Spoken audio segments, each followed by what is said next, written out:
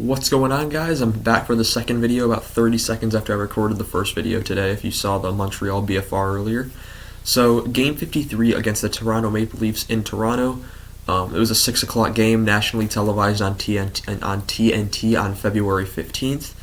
The score, 5-2 for Toronto, as this game, I'm surprised that Toronto actually allowed the Hawks to score 2 goals. Not gonna lie. So shots are 42-24 for Toronto, hits are 42-25 for Chicago, faceoffs are 29-23 for Chicago. The Hawks dropped to 16-32-5, and with Columbus's win last night, they officially are back in last. Best chances for Bedard, good stuff. Other news: Mrazek saves 37 out of 42 against his former team. Samsonov, who knows, saves 27 out of 29. News from around the league from Wednesday: Ovechkin's father passed away. This was Matthews' return after being out since mid-January, and it was Gutman's first game in the NHL. Gutman was called up. We had a bunch of guys called up due to injuries, as I mentioned in the last video. There were like 6 injuries on the Hawks. A lot of them played in Wednesday's game, but there were some that did sit out, like Tenorti did sit out. Entwistle was out, but yeah. So Gutman and Mitchell were in, Tenorti and Entwistle were out. I forgot to mention the power plays. Chicago goes 0 for 3, Toronto goes 0 for 3. There we go. Now in the first period, 9 seconds in on the first shot for Toronto at 19:51. It's a Toronto breakaway goal because somehow he gets a breakaway 9 seconds in. William Nylander with his 30th on the year, having a fantastic year. From Riley and Brody to make it 1-0. And then the puck goes the other way after the puck drops again. And then 62 seconds into the game, not even a minute after this one, on the Blackhawks' first shot, they score at 18:56. It's a Chicago. It's a great move by Sam Lafferty, his 9th of the season, unassisted to make it 1-1. And I find it ironic that McCabe and Lafferty have both been linked to the Leafs, and they both had points tonight. That's gonna make Dubas' wheels turn more. Who knows?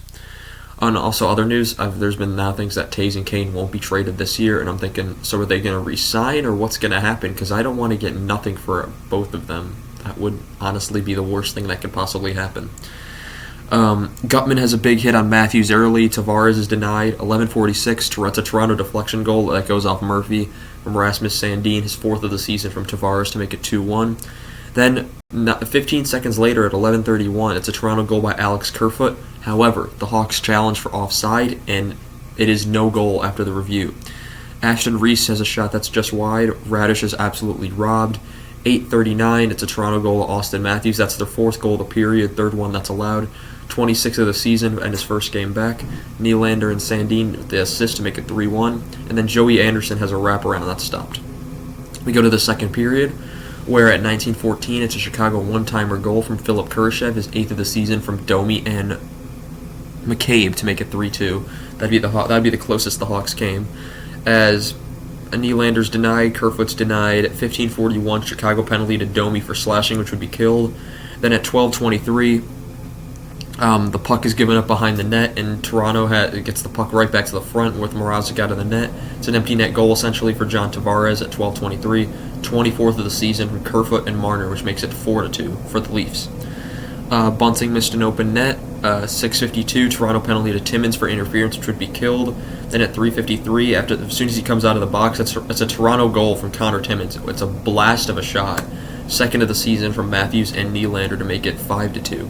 Then at 1:48, it's a Chicago penalty to Domi for tripping, which would be killed. In the third, the Hawks start on the PK for 12 seconds, and they kill the rest of the penalty off. 16:27, it's a Chicago penalty to Murphy for tripping, which would be killed. 14:22, it's a Toronto penalty to Timmins for high sticking, which would be killed. And that penalty looked like a Toronto power play. It was honestly pathetic. Yarncroke is denied, Anderson is stopped, and Joey Anderson looked good tonight. He hasn't played a lot in the NHL. I know him because I've watched a lot of Steve Dangle, and I've heard of him on the podcast and that sort of thing. But other than that, for someone who's never heard of him, he's had a pretty good game. Yarncroke was robbed, and then at 36.3 seconds, it's a Toronto penalty to Holmberg for hooking, which would be killed for the rest of that game. And that would be it. So, 2 BFRs in one day for you guys. Next game is tonight. It's against Ottawa, so the Hawks will visit Alex DeBrincat and the Ottawa Senators tonight. So the BFR, if everything goes as planned, should be out tomorrow, but we'll see. can't guarantee anything with the way this works sometimes. So I want to thank you guys so much for watching, and I shall see you guys in the next one. Goodbye.